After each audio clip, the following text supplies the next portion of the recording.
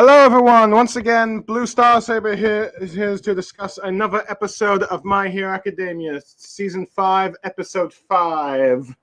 And boy, am I late on this one due to the fact that I got a bit distracted and I said I was trying to do this as soon as possible, but got delayed due to Lucky Chi, and also got delayed because I got occupied. But now I'm trying to do Episode 5 of Season 5 of My Hero Academia, also known as Episode 93.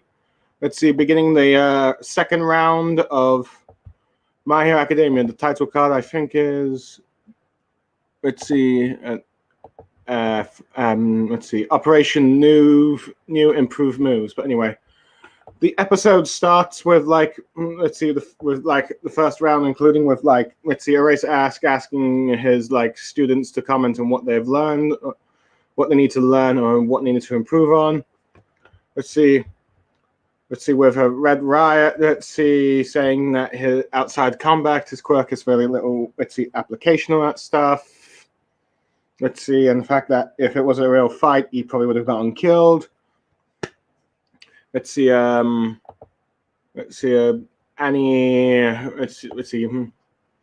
Anima said that he needs to give better orders to his teammates and all that stuff. Denki is just so happy that he's jumping down and going on about how good he was. Surya wishing that, Koji and Idra weren't captured so early in the fight. Shinsho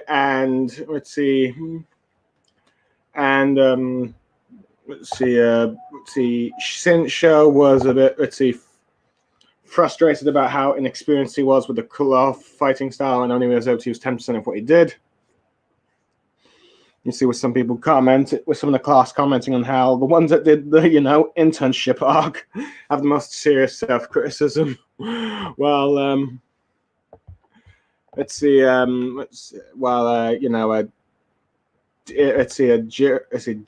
I think it is. Jiro commenting about how Denki's just so careless. Anyway, Aizawa then ends up, commenting on about, telling them to show tells Shinso how it took him 6 years to do for his improvement and all that stuff, and him to contain his frustration to its improvement. And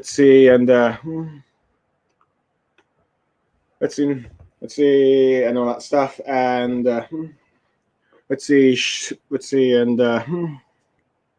Aizawa recommends that Red Riot tries to set up his opponents for more one-on-one fights. Agrees with Anima's self-criticism, where she's also focused on exploiting an enemy's weaknesses and all that stuff.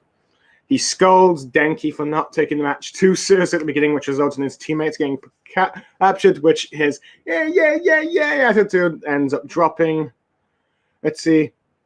And then telling Suyu to focus on his mistakes and stuff. Midnight gets excited about the fights and that stuff as Midoriya looks on, as All Might looks on a bit kind of disturbed by it, but yeah.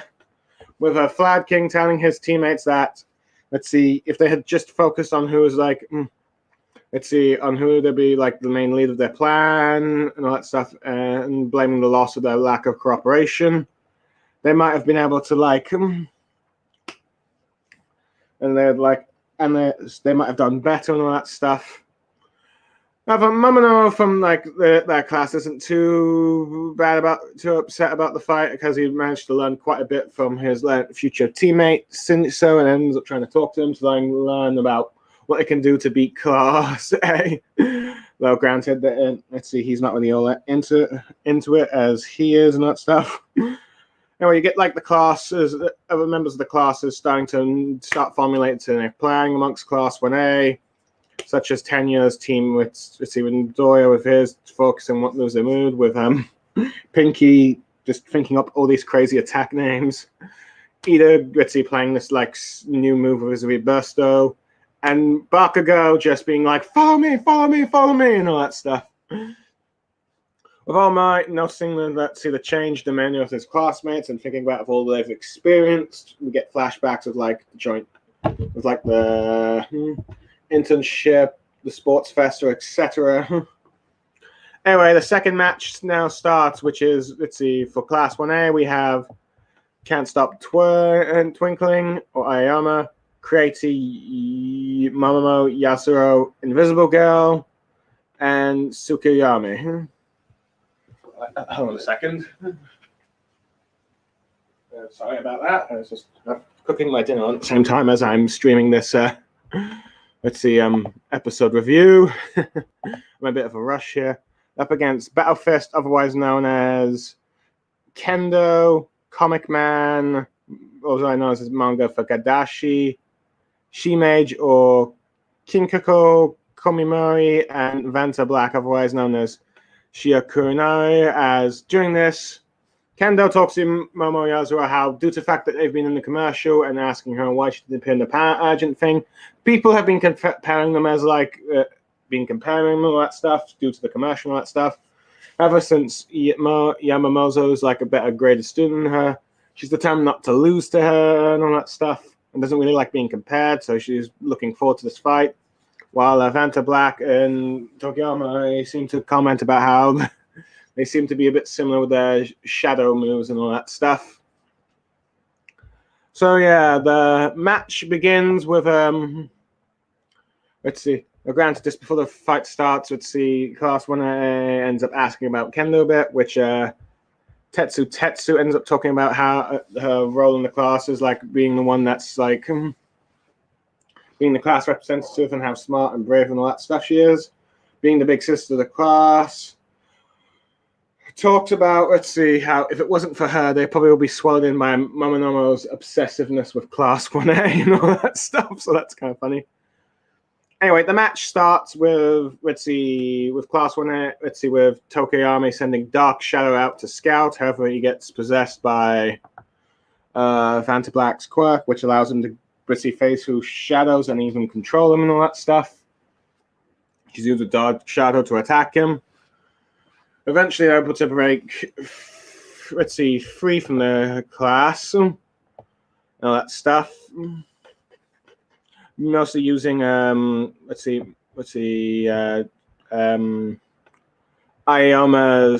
shining light reflection thing to immobilize Dark Shadow.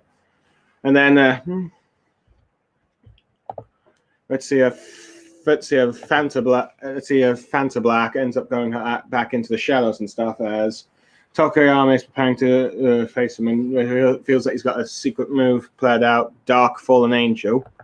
We get a flashback to reveal that he actually did his after the Sports Festival, he did like the first week of like hero internship and work studies internship thing with Hawks when he back and was the number 3 hero. We see him capture a villain by himself and all that stuff, with Tokoyami and all the psychics there unable to keep up with him. Let's reveal that this is the first time Hawks has tried to invite a student from UA. So he eventually comes to ask him why he did that, and Hawks says 20% of the reason is that they're birds of a feather, so it's like due to their bird-like appearances, he brought him in. And for 50% of the reason is that he wanted to learn more about the League of Villains that attacked UA during the UGA, during their one of their hero courses. And Tokoyami is not exactly happy about this. Feels like it's just like he's being a bird messenger, so he gets a bit angry. And we see from a flashback from back in season 2 about how he was not a bit happy with this internship thing. Eventually, he gets back into the properly internship thing.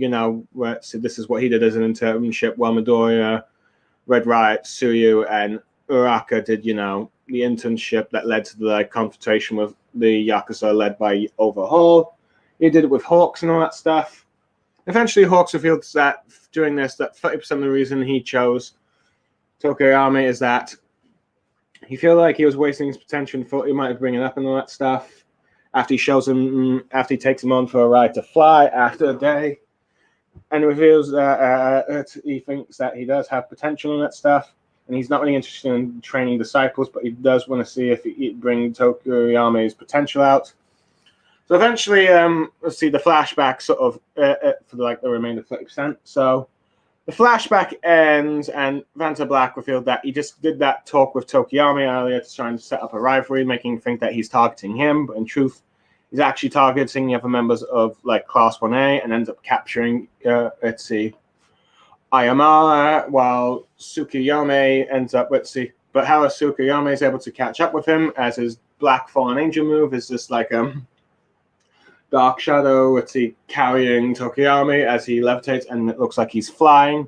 And Midori explains how, with the decay 1000 recover from the light weaknesses stuff, a bit very over enthusiastically, given how he seems to like kind of creep out the other members of Class 1A. Leave it to Midori to explain things. I mean, he's one of the only few shonen protagonists that can actually explain someone's ability, since most of them end up being a bit of dumbasses. But yeah. Well, idiots. Hold on. Let's see. That's my buzzer. Let me just gonna mute that. Sorry about that. I'm nearly done. So yeah, he's able to rescue Ayamara and was using his light ability to change the shadows aware. Vanta Black is exposed and stuff, and is getting pursued by Momo Yaozu and Invisible Girl and all that stuff. However, this was expected by Kendo, as she started to have her classmate Gritzy She-Mage or Komimari use her sort of mushroom quirk, and it's starting to surround the members of Class 1A as they start to comment about how she's actually smarter than. And the episode ends with her smile, with like Kendo's smile, and She-Mage's using her mushrooms to, cover the students of Class 1A. Let's see. First of all, I'm just going to quickly comment on. I like the fact that we get like the class students of 1A reflecting on their failures in the fight, though with exception of Denki, because he thinks he's so awesome. And he gets a bit of ridicule from Jiro for this, and eventually Ayazawa criticizes what he did wrong and all that stuff. But I do like seeing the frustrations and all that stuff of the class. And one thing I liked about the joint training episodes was the fact that this episode is that for the match, it was setting up a sort of what may have been thinking for a while the Momo and Kendo rivalry, given the fact that those two have interacted quite a bit, doing like the since the first bit of internship where they worked with that hero Medusa on a shampoo commercial. So yeah, we can see why Koei decided to have these two fight each other, and to give a sort of, or at least alleged rivalry, but turns out it was more of a strategy later, is Tokoyami with Vanta Black, but they just use that for more of a strategy of thinking he's going to be targeted by him, but instead they're going to be targeting the members of the other members of his group. So yeah, I kind of like that, but yeah, they have similar quirks. So these two, I guess you could say, are like the main fighters, while Momo and Kendo are like the leaders kind of thing. The tanks, if you will. So yeah, I like that.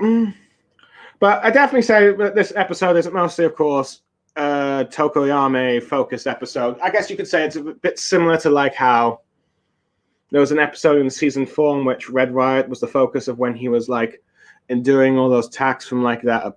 The member of the 8 Yakuza masked fellas. I can't remember the names. So hold on, let me just get Red Riot's Wikipedia page up so I can. Let's see. I believe it was the fight was let's see. 2 heroes, Pixie Bob. Oh yeah, the Battle of Spears and Shields, in which you had Kendo Rapper, I believe, a member of the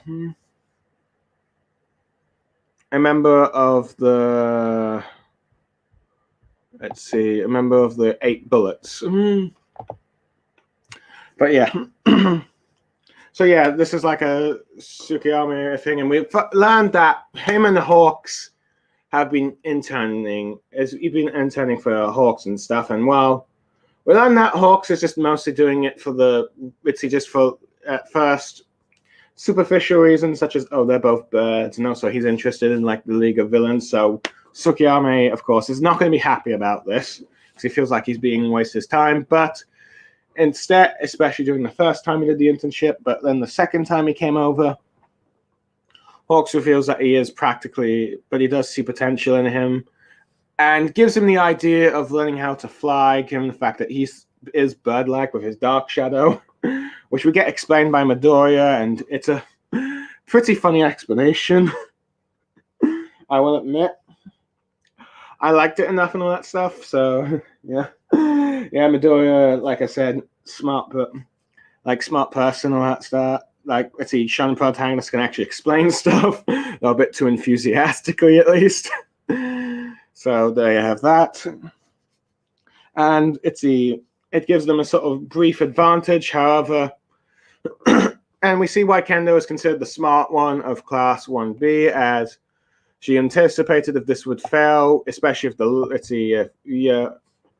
Aoyama starts flashing lights again, since it seems like they're targeting him first, in truth, which then goes to using their Mushroom Girl to do to their second plan, and it seems to be an effect, as as Class 1A have no idea what to do.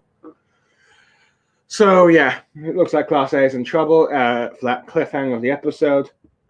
Overall, it's a pretty good episode. I mean, it doesn't advance the plot much, but heck, we get some funny moments at the beginning with like Denki being a bit full of himself and too offended for his actions. Like, let's see, and get some input from like Aozara with the rest of the team. Let's see, reflecting what they did wrong and all that stuff. Oh yeah, let's see, Flad King being a bit harsh on his own thing, and then being a bit biased with his students. As we get more of the biased commentary protests from Class 1A. Let's see. But yeah, the main focus on this one, it's a Tokoyami episode, so granted, it might seem a bit random that, okay, Hawks is being his, like, thing, but it's giving us a bit more of Hawks in this, arc than we probably would not really through flashbacks and all that stuff. So, yeah, that works. All that stuff, and we end up showing like Tokoyami's new move, and I quite like that he's managed to use his dark shadow to fly for him and that stuff. But as we see, Class 1B sees Kendo, who has been set up to have a rival with Yamona. Yeah, I'm saying the names wrong. I think Momo Yarozu, sorry. And we see why she's being compared to him with her little clever plan, which we'll probably find out next episode. Oh, but granted, one thing wasn't too fond of is maybe it went in a bit too much in the flashbacks of like, not the Hawks flashbacks, but more of like the clip show flashbacks of All Might comparing on of where they've grown and what they've been through a bit. But that was stretched a bit longer than it needed to be, but heck. But overall, I give this episode a 7 to 7.5 out of 10. It's probably going to be regarded as mostly a filler episode for this season, by at least of the canon material from most people. It's like, it doesn't really advance much. It's just mostly it's more of a character-driven, for most part, a character-driven episode with Tokoyami, a bit with Momo and Kendo, and their rivalry and thing. Overall, I'm hoping to get to episode 6 soon, hopefully later today, but at the moment I've got some things I need to do. So I'm Blue Star Saber signing off, and plus Ultra. Thank you for joining me.